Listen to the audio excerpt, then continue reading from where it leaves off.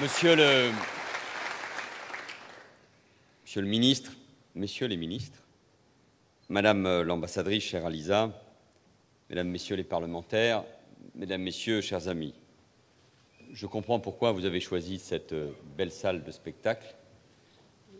Je n'ai jamais apprécié une si grande discipline et un si grand silence à l'occasion d'une fête pour l'État d'Israël que quand vous êtes tous assis. Il y a là une écoute nouvelle et que j'apprécie, et que nous apprécions tous pour ce qui concerne les orateurs. Il y a 68 ans, l'État d'Israël naissait. Un long rêve, une légitime aspiration se transformait enfin en un projet fabuleux. Bâtir une nation et redonner une terre à tout un peuple. Il y a 68 ans, David Ben-Gourion annonçait au monde la création de l'État d'Israël. Oui, au monde. J'ai déjà eu l'occasion de le dire. Il faut relire le texte de la proclamation de l'État d'Israël pour en saisir la portée universelle. On y trouve l'esprit des Lumières, mais également toute la sagesse du judaïsme, liberté de culte, de conscience, d'éducation et de culture. Et aussi, je continue de citer, égalité sociale et politique pour tous les citoyens, sans distinction de religion, de race ou de sexe. La France, qui ne peut que se reconnaître dans ses valeurs, n'a pas attendu pour croire en ce jeune État. Elle l'a immédiatement reconnu. De grands dirigeants, très souvent de gauche d'ailleurs à l'époque, je pense à Léon Blum, Édouard Depreux, Guy Mollet, Pierre Mendès France, ont tout fait avec d'autres, bien sûr, pour l'accueillir dans la famille des nations. Et je suis avec vous ce soir, une nouvelle fois, pour ce moment important de votre calendrier. La coïncidence est heureuse puisque, vous l'avez évoqué, Madame l'ambassadrice, Monsieur le ministre, nous rentrons à peine d'Israël. J'y étais encore mardi dernier. Une fois de plus, j'ai pu constater votre dynamisme, la créativité d'une jeunesse qui a transformé Tel Aviv en une capitale mondiale de l'innovation. J'ai vu aussi cette force du débat démocratique.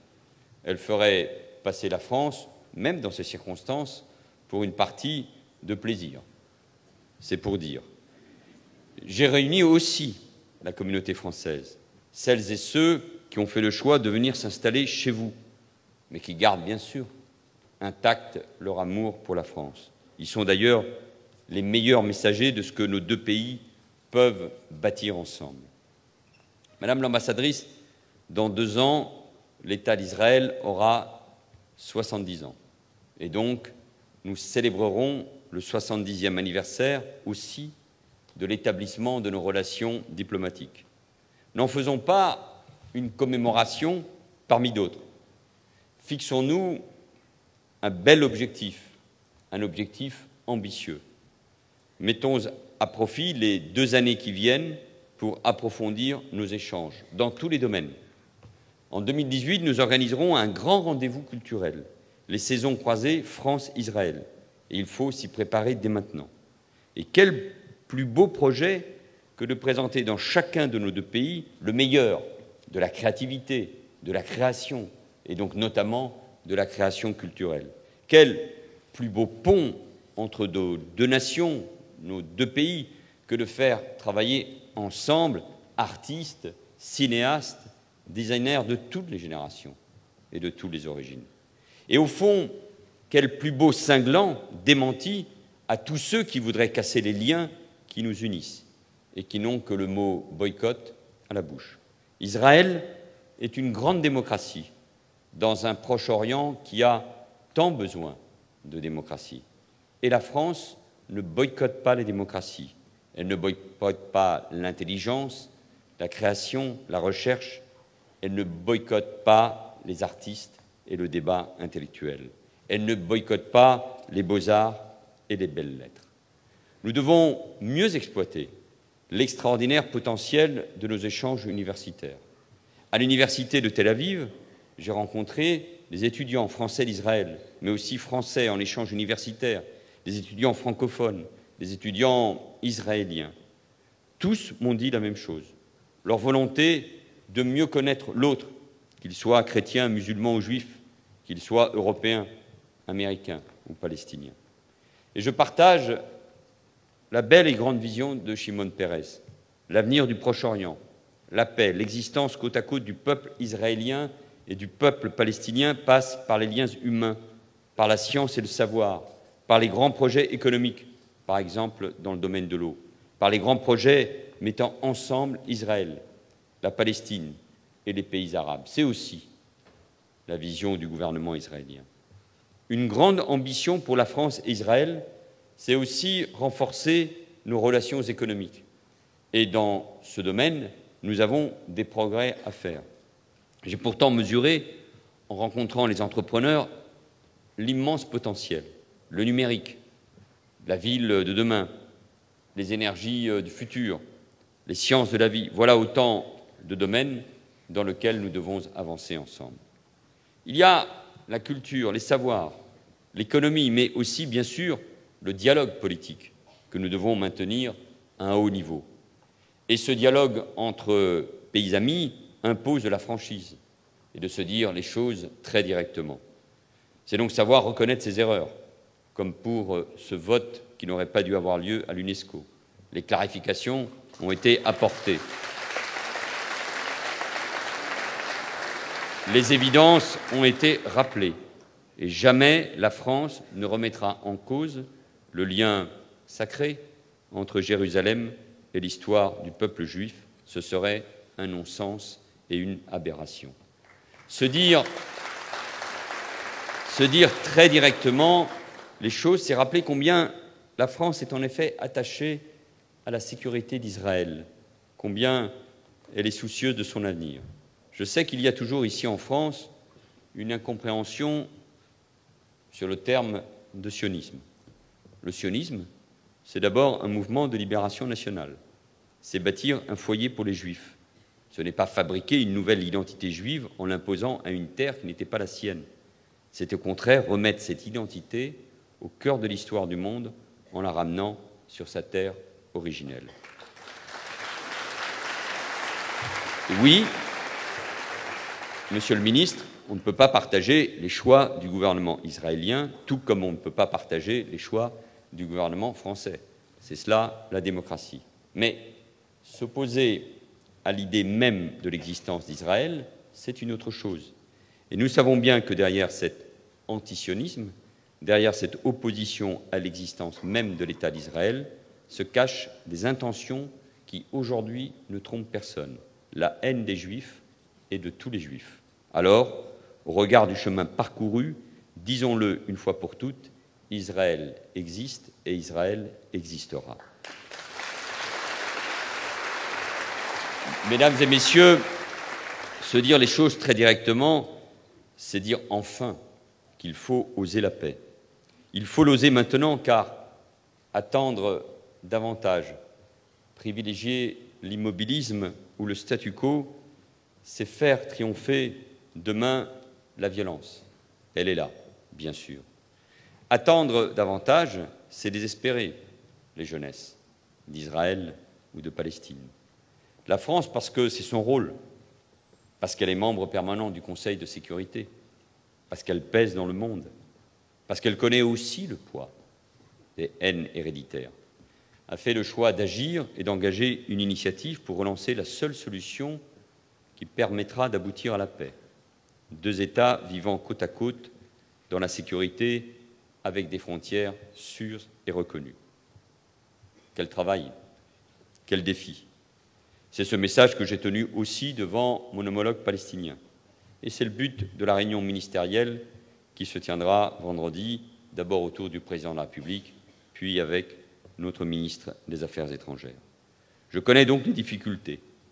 Je suis conscient des oppositions et surtout du chemin qu'il reste à parcourir. Et je m'en suis d'ailleurs expliqué longuement avec Benyamin Netanyahou, directement. Franchement, ça nous correspond. Mais j'en suis convaincu. Ce chemin est possible et cette chance, chacun doit la saisir. En tout cas, nous sommes déterminés à la saisir. Mesdames, Messieurs, vous connaissez, je ne suis pas le seul, heureusement, vous connaissez mon engagement, celui de mon gouvernement, contre les communautarismes, le racisme, l'antisémitisme, qu'il soit ancien ou nouveau. Je me suis beaucoup exprimé sur la place des Juifs en France, sur le rôle des Français juifs dans ce qui fait la France aujourd'hui, et j'aurais souhaité, comme chacun d'entre vous, ne pas m'exprimer, car nous avons dû le faire après les événements terribles que nous connaissons. Ce combat contre l'antisémitisme, la France le mène, oui, avec une énergie totale. Et ces derniers mois, et je m'en réjouis, mais soyons prudents, le nombre d'actes antisémites enregistrés a connu une diminution. C'est un encouragement à poursuivre, bien sûr, notre mobilisation, et elle est importante. Celle de nos forces de sécurité, de nos forces armées, bien sûr. Celle aussi de l'éducation nationale. Mais je suis lucide, parce que l'antisémitisme s'est enraciné en France et en Europe. Il faut donc mener un combat de longue haleine. Et à aucun moment, nous ne pouvons et nous ne pourrons baisser la garde. La semaine dernière, je me suis recueilli au Yad Vashem. Nous étions, Madame l'ambassadrice, beaucoup d'entre vous m'accompagnaient, je pense à Roger Kuckerman ou à Alexandre Arcadi. J'ai traversé, bien sûr, avec tant d'émotion, la salle des noms et le mémorial des enfants. Et à nouveau, en pensant aussi à vous, cher Claude Lanzmann, je me suis fait la promesse de ne jamais laisser le silence étouffer la vérité, de ne jamais laisser les négationnismes de toutes sortes faire leur chemin, et de ne jamais renoncer à ce combat contre la haine. Faillir, baisser la garde, laisser passer un mot, un acte, ce serait nous perdre à nouveau. Et c'est un combat qu'il nous faut mener.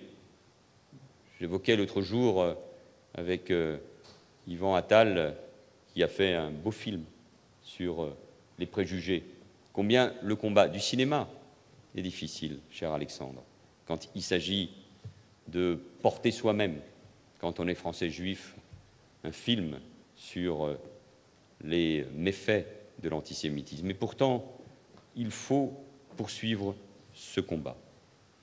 Un pays, mesdames et messieurs, c'est une terre, c'est un peuple, c'est aussi un drapeau. Et les drapeaux en disent toujours beaucoup sur l'histoire des nations. Le nôtre, c'est une synthèse entre la ville de Paris et la monarchie finissante. Celui d'Israël à la pureté blanche d'un idéal. L'étoile de David renvoie à son histoire millénaire, et les deux bandes bleues ajoutées en 1948 soulignent sa spiritualité. Tel est Israël en condensé, et quand on revient une nouvelle fois, Israël, on ne revient jamais tout à fait indemne. C'est un idéal, une histoire, un esprit, ce que je crois aussi pour mon pays, la France. Puisse ce drapeau flotter en parfaite harmonie avec celui de ses voisins, au milieu des familles des nations. Vive Israël, vive la France et vive la relation entre la France et Israël.